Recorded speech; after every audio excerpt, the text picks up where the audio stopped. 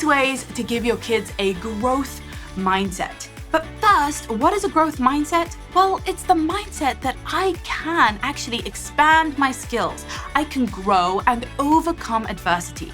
I can rise up to challenges and grow stronger and more capable and develop my strengths, my personality, my morality in the process. It's the opposite of a fixed mindset that says that however I was born, it's all predetermined and there's nothing I can do about it. I'm either smart or dumb. I either can or can't. And it's that sense that whatever I am, and there's no point even trying and putting in the effort. A growth mindset is all about the ability to try and put in the effort and master things that you couldn't previously do. So I'm sure we can all agree that is something that we absolutely want for our children. But how do we foster it? The first step is gratitude. Having a regular gratitude practice and teaching our children to be grateful for everything that they have, from the clothes that they wear, to running water in the taps, to a roof over our heads, to the mentors, teachers, opportunities, books, everything that they have access to is something to be grateful for.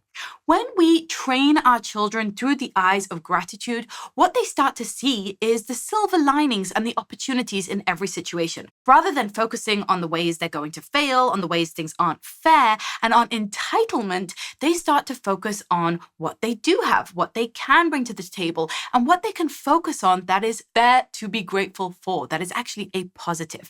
And this helps facilitate a growth mindset because as they stand up to challenges, rather than focusing on the ways that it shouldn't be this way and it's not fair and I deserve better, they're going to focus on what within this challenge can I be grateful for? Can I be thankful for? How is this an opportunity to learn and grow rather than just a difficult situation that I'm in? Number 2 is resilience. Resilience is the ability to stand up to adversity and grow stronger in the process. In today's day and age, we have a faulty mindset. That is that what doesn't kill me makes me weaker. That things that I find uncomfortable or insulting, I take offense at and I actually shrink away. And then I need to be kept safe from it. I need to actually be protected from challenges rather than to face them. But the truth is that we only grow stronger through facing our fears. We only grow stronger through going through challenges and up-leveling. Very similar to building muscle. Actually, if we don't lift heavy things and we don't stress our muscles, then our muscles atrophy and we become weaker and weaker. But if instead we're facing challenges by lifting weights or straining our muscles, that is what helps them to grow stronger. The same is true in our immune system. If our environment is too sterile, if everything is too hygienic and there's nothing for our immune system to contend with, then it grows weaker and more fragile in the process. But our immune systems are actually anti-fragile beings in the sense that they need stress in order to grow stronger. They actually need to face germs in order to learn how to fight them and grow stronger in the process. Our kids are the same. For some reason in our generation, we've got it into our head that our kids are fragile, that they're weak, that they can't handle things, and that they should be protected. But as the old folk saying goes, prepare the child for the path, not the path for the child. Don't clear the path for your children. We're not looking to make it hard for them on purpose. We're not looking to trip them up or to cause them pain. But every life on this earth has inbuilt stress, has inbuilt challenges that we have to deal with. Maybe it's some teasing. Maybe it's a hard transition that they have to go through. Maybe it's just a new school that they're going to. These stresses are healthy. Yep, they're hard and it's not so easy for our parental hearts to see our children crying or struggling or having a hard time with something, but it is in their best interest. We must build their resilience. Step number 3 is ownership. We've got to teach our children to take ownership over themselves and their success in their life. It's the sense of radical responsibility. It's the sense of authorship and agency. Many parents today are stepping in, as I've said, to clear the path for their child, but also to do things for their child and make sure that their child doesn't have to strain or work hard to do things for themselves. And they think in doing so that what they're telling their child is, I love you, let me take care of you, I can do it for you. But the truth is that the message that the child is receiving is, I don't believe in you. You can't do it for yourself. This could be as simple as tying their shoelace when they can do it for themselves, and we say, no, I'll do it for you because I do it better. Or it could be as complex as preparing for an audition. The types of things that we like to over-control and critique and make sure that we're, planning everything and managing everything and smoothing over all the rough edges are the types of things that we need to step back on and actually just be a really supportive and encouraging voice for our children when they take ownership over their own goals, dreams, and aspirations. So here, I want you to start to ask your children from, quite young ages. It could be from the ages of 5, 6, and beyond. When they have a pocket of time, what are you going to do with this time? When something's gone wrong or gone right, what do you think helped make it go wrong or go right? What do you think your part in this was?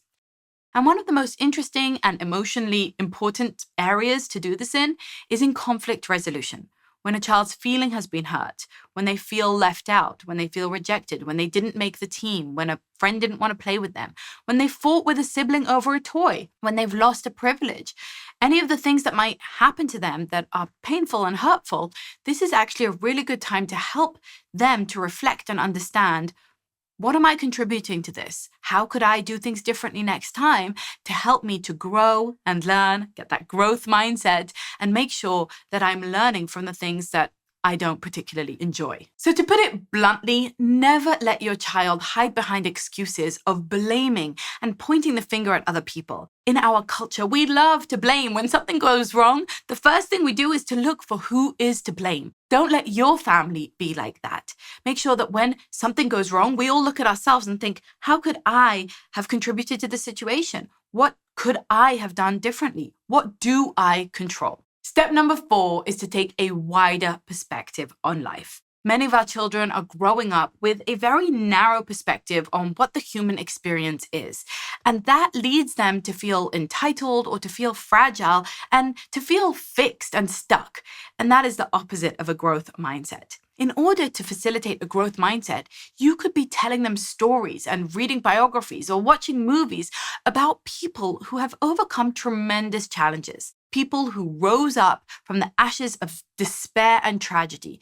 People who have overcome the types of things that none of us have ever even faced. We want to infuse their little minds with the idea that people can overcome, that people are strong and capable, are resilient, that they take ownership over their own stories, that they don't hide behind excuses, and that they don't get stuck blaming and complaining, that they don't get stuck in unfairness or in entitlement or waiting for someone else to save them. When we tell stories of greatness, of people who have worked hard and persevered and overcome, then we plant the seed in our child's head that they are capable of this too.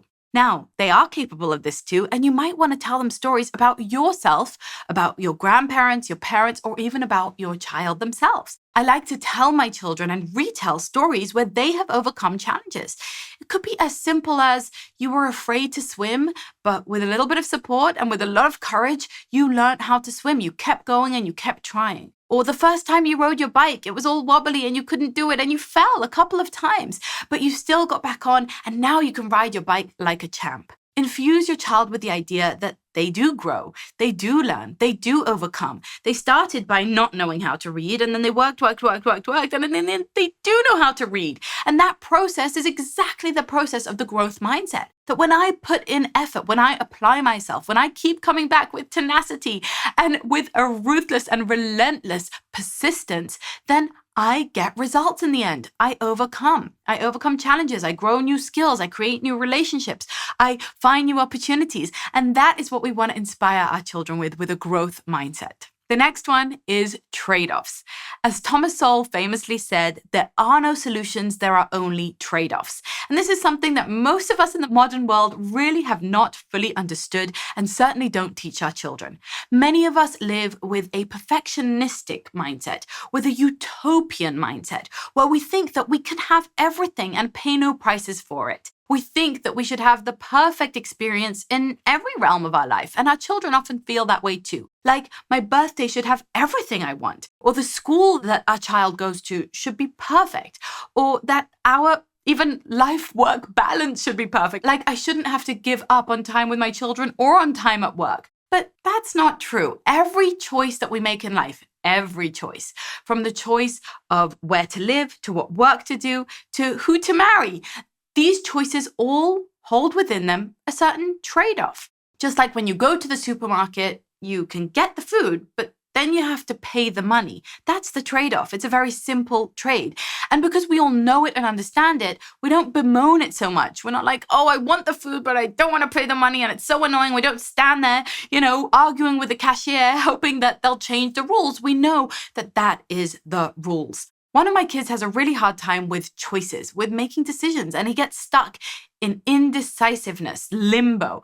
Even a simple decision like which flavor ice cream to choose, which is a wonderful and fun decision, he gets stuck in. And I teach him that everything's a trade-off. Like, yes, you could get the mango, but then no, you can't get the vanilla. And so there's a plus and a downside.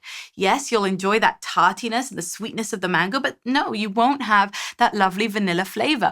You'll have to choose and pay the price graciously. This is a silly example, but it's true in deeper examples as well. Of course, it's true in consumer decisions, in lifestyle decisions, but it's even true in relationships. Like, yes, I might want that closeness with this friend, but then, I'm going to have to put up with the sides of this friend that I like less. These are the types of things our children need to learn. There is no perfect. No one's going to hand you the perfect package in any choice you make in your life. You're going to need to learn to live with the trade-offs, to pay the price graciously, and to evaluate where are the pros and where are the cons that you can handle, because every choice has pros and cons. Now, how does this lead to a growth mindset? Well, when your children are looking at an opportunity, at a challenge that they need to overcome, at a mountain that they want to climb, they will have already understood that there are going to be cons, there are going to be hard sides. If I want to achieve something, if I want to climb Mount Everest, I'm going to need to put in the sweat and the work, and it's not going to be easy. But that's true for everything in life. If I want to have a long-lasting marriage, I'm going to need to work hard at it and apply myself and make sure that I'm showing up fully to it and invest in it. Then I get the marriage, right? These are the trade-offs that we make, and these are the trade-offs that we must teach our children to make from the earliest of ages. And finally, number 6 is hindsight. I want you to help your children to look back over things that have happened and to analyze them with a kind of cool, calm, collected stance. Many of us get over-attached and overexcited when we win, right? We love the accolades and the trophies, and we think that means something about us. I'm a winner. I'm amazing. I got 100. I got A+. And sure, those things feel good, but the truth is that they're not all that meaningful. And neither are failures. When I lost, when I actually didn't make the grade, when I failed at the test, those things aren't that meaningful either, unless we use them as learning opportunities. Looking back in hindsight and gleaning the wisdom from our experiences. Maybe I made the A in the test, but that was because I destroyed my health for a week and I studied and crammed all night, and actually I'm not going to retain or remember any of that information. So was it a good choice or wasn't it a good choice? Was it worth the trade-off or not? Maybe my team won and we made all the goals, but we trampled the other team and we were rude and not sportsmanlike and we weren't helpful. So did we win, or really was that kind of losing? Maybe I completed the puzzle really quickly, yay, but it was actually a really easy puzzle and it was too easy for me and it wasn't even a challenge. So what does that even mean? It's important to start to break down what is success and what is failure? What does it take? And what does true success and failure look like for each of us? If I succeed, but I trample my morals and values in the process, is that really success? If I fail, but I failed elegantly and I failed kindly and I was, in high moral ground, is that really failure? We need to look in hindsight and learn from things and break things down. And we even need to break things down on a larger scale. Like, what makes someone like Beyonce a successful singer? What went into that? How much work? How many hours? How many people had to help her, had to support her? How much did it cost? How long did it take, right? We need that hindsight to really break down and understand that things are complex, that things demand a lot of effort, and things are generally a very long and tedious and consistent process rather than just perfection delivered. And to tie this all up with a bow, I want you to notice that these 6 steps actually spell growth. We've got gratitude, resilience, ownership, wider perspective, trade-offs, and hindsight. And if you like this type of teaching, you will love what goes on inside the HiFam studio. In fact, this acronym and this little teaching here was taken from a portion of a workshop that I give only to HiFamers, only to the HiFam studio members. So make sure you're on the wait list so that next time we open the doors, we can invite you in. So this is all about growth mindset for kids. But if you want to hear more about growth mindset for us parents, then make sure to check out my video on that subject as well. Keep on living that HiFam life, and I'll see you in the next video.